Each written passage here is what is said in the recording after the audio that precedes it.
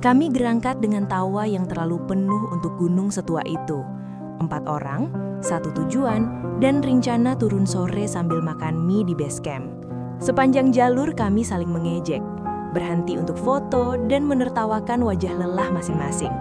Rian paling berisik, ia selalu berjalan paling depan, memukul-mukul tongkat ke tanah sambil bernyanyi vals.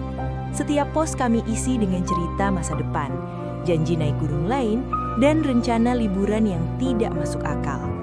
Tidak ada firasat buruk, cuaca cerah, jalur ramah, dan langkah kami ringan. Bahkan saat kabut turun tipis, kami menganggapnya bonus suasana. Tidak satu pun dari kami sadar, gunung seringkali membiarkan manusia bahagia terlebih dulu sebelum mengambil sesuatu yang paling membuat tawa itu terasa hidup. Masalah kecil muncul setelah makan siang. Rian bilang kakinya kram ringan. Kami menertawakan dan menyuruhnya istirahat sebentar. Ia tetap bercanda, bilang tidak mau jadi beban. Kami lanjut dengan kecepatan pelan, memastikan semua baik-baik saja. Di satu jalur menurun yang sempit, kami berjalan berurutan.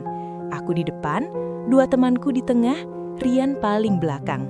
Masih terdengar suaranya, masih ada lelucon, masih ada nyanyian pendek yang terpotong tawa. Sampai tiba-tiba, semua itu berhenti. Kami mengira ia hanya berhenti mengikat sepatu.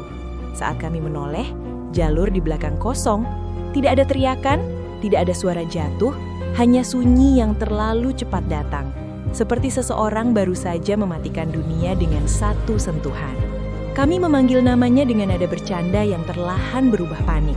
Tidak ada jawaban. Jejak kakinya terputus di tanah lembab, seolah ia berhenti ada.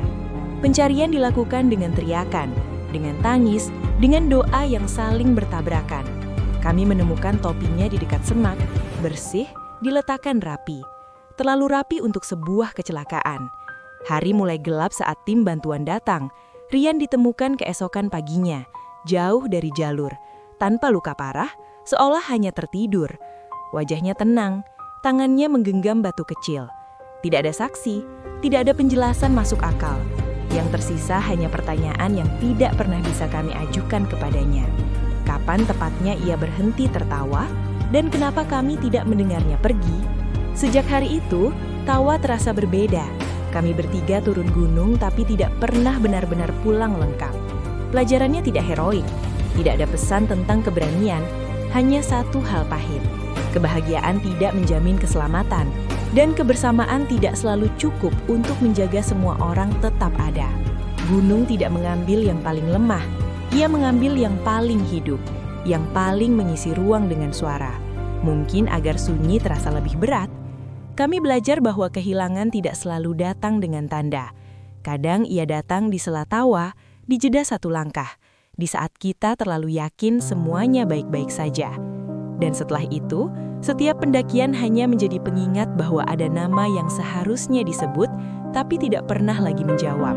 Jika kamu mendaki bersama teman, perhatikan yang paling ceria di antara kalian. Jangan anggap suaranya akan selalu ada. Bagikan cerita ini agar pendaki lain mengerti bahwa kehilangan tidak selalu datang dengan jeritan atau darah. Tulis di komentar siapa orang yang pertama kali kamu pikirkan setelah cerita ini selesai.